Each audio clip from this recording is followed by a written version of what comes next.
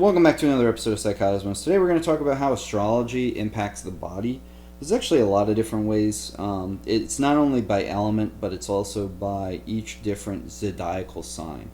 So if you don't know what I'm talking about, there's a couple of different words for it. It's like astrophysionometry, astrophysiology, things like that. Basically how the quantum mechanics of space radiation and your biochemistry impact the way that you look. For those who don't know what I'm talking about, the 12 cell salts are linked to the 12 cranial nerves in the brain.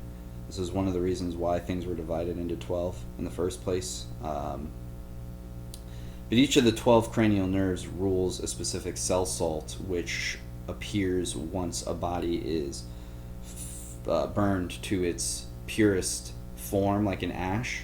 So when you cremate a body, there's basically 12 cell salts. They are in the 12 different cranial nerves of the brain. The woman essentially produces a different one depending on conception and time of birth and things like that. And there's also a lot of energy that has to do with it as well, in the form of things like electricity and magnetism. A lot of like radiation type events where basically when you take your first breath out of the womb, your lungs are filled with amniotic fluid, which dissipates, leaves the lungs, the baby starts to cry, and when the particles, which are ionically charged in the air, go into the child for the first time, because remember, everything that goes into the child up until that point is from the mother, but the mother has a whole outside exterior that is not really getting into the baby. Of course, babies, if they can actually get sick based off of the mother's health and everything in the womb. But other than that, a normal pregnancy goes where the child is really only getting things from internally, inside of the mother, and then when it finally comes out into the real world, it gets that sense of birth. That's actually that first breath, that date of birth, the timestamp of birth even impacts the way that you look. Your time of birth impacts what's known as your rising sign in your natal chart, and that often is attributed to the way that you look. And a lot of that is because, again, you're ionically charged to basically have certain characteristics and elements. Now, how you fundamentally go about performing or feeling those attributes that are assigned to those different quadrants of energy in the sky and these different elements, it's not just like it's 12 zodiac. The zodiac bleed into other things as well. Each zodiac has plants, they have different foods, they have different, all types of stuff that are kind of engineered towards them, gemstones or crystals or what have you. So colors, even planets. There's a lot of things that are attributed to these 12, because these 12 essentially are 12 different building blocks that make up your entire body, right? So Aries is at the top of the head, Pisces is at the feet. So you go in that entire spectrum, and the entire zodiac, all 12 parts, are basically in the body. So basically the way that the ancients saw it is they wanted to put everything on a mapped out spectrum. They chose the zodiac as the way to do that, but that is also incorporated into your biochemistry, also the way that whenever you're born, the time and date that you're born.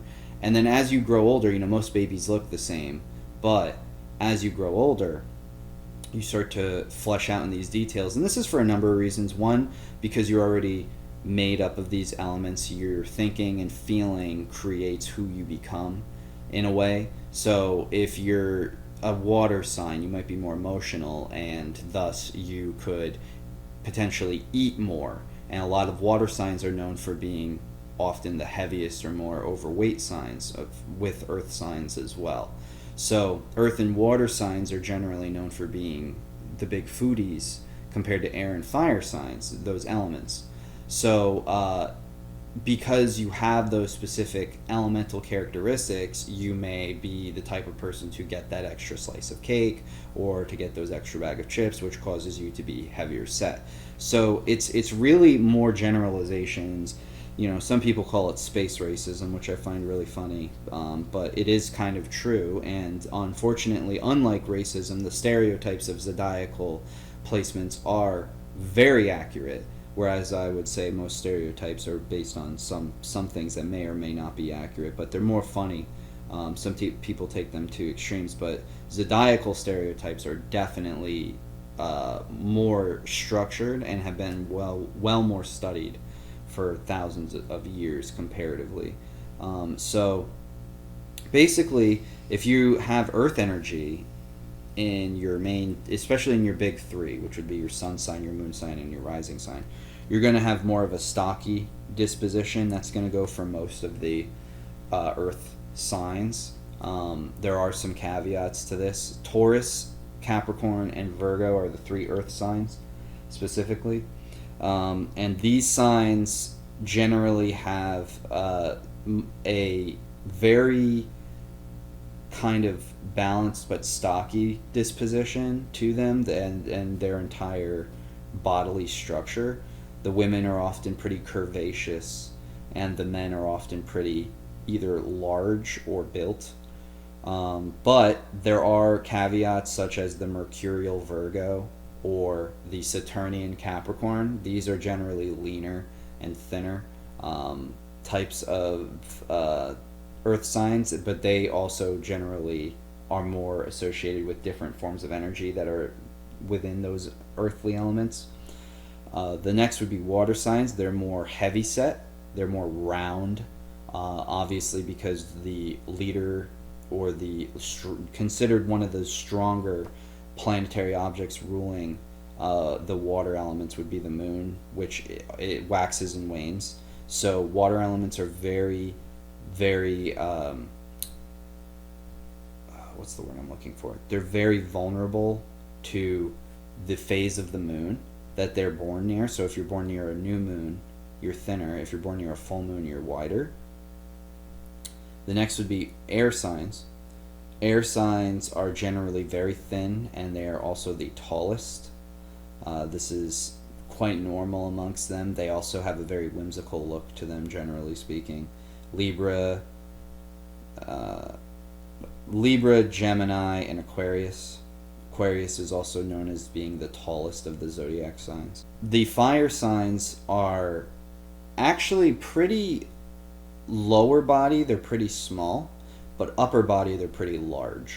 And this is a common trend, and a lot of this is because heat rises to the top.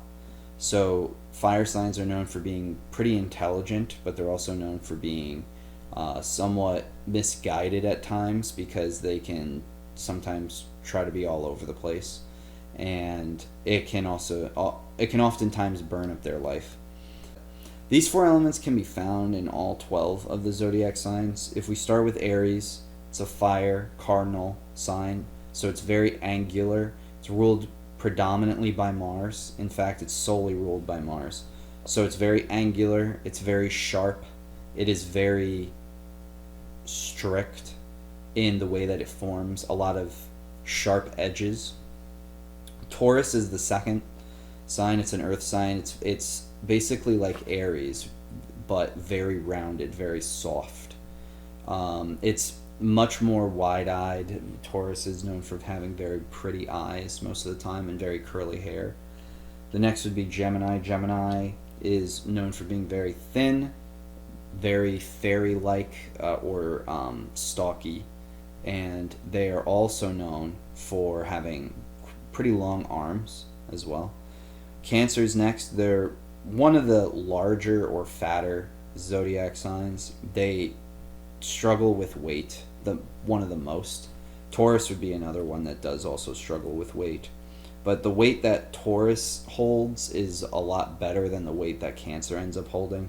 Cancer rules the breasts, so a lot of breast affiliation is with Cancer as well. Cancer is often quite round, or if the Cancer is born towards a new moon, they could be quite thin, actually, and pale, frail looking, even. Leo's next. Leos are a fire sign. They're known for being very stocky, not stocky like I was saying with Gemini, which is thin, but stocky, like very large, especially in the upper chest or the upper back. They're also known for having nice posteriors as well. That Leonic energy is also comes out in the face females and males. They look very strong in the face.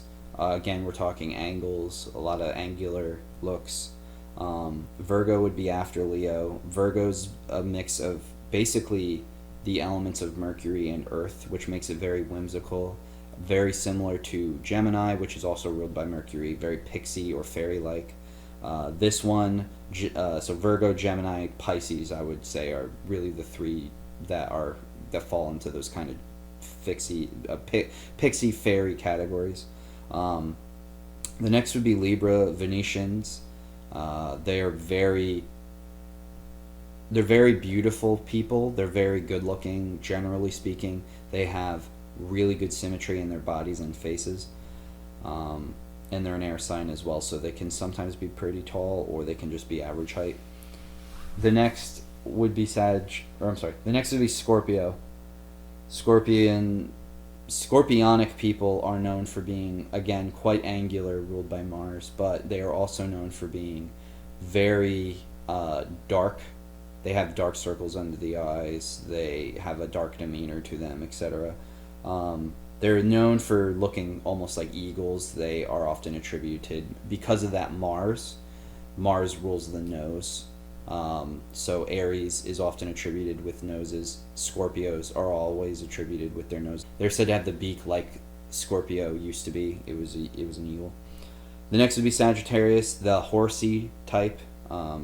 That's basically like you have your horse girls, which a lot of people put into a category of their own.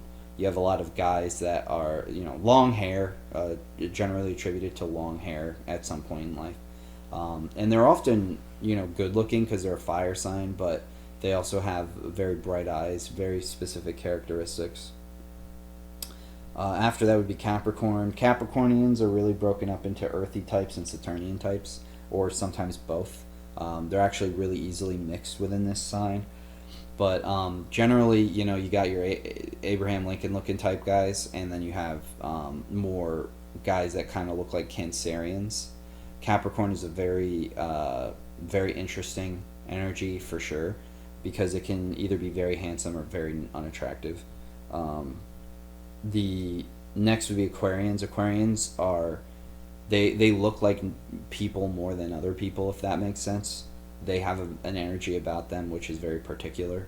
That is, again, maybe a little bit of that pixie fairy kind of energy that Pisces is going to have too. But it's more their own. They look very human-esque. And again, like I mentioned before, they're very tall, or the tallest, generally because they rule the shins and the lower parts of the legs. And then finally, Pisces, the feet. You have two types of Pisces, basically the pixie type or the fish type. I know both in my life. Really, really interesting that it's actually pretty easily seen. If you have Pisces in your life, you can pretty much pin them into one direction or the other. But that's basically the general body types and how they kind of mesh in astrology. So a lot of this has been learned through multiple different sources, but also my own experience of meeting people and studying their charts and finding what people look like.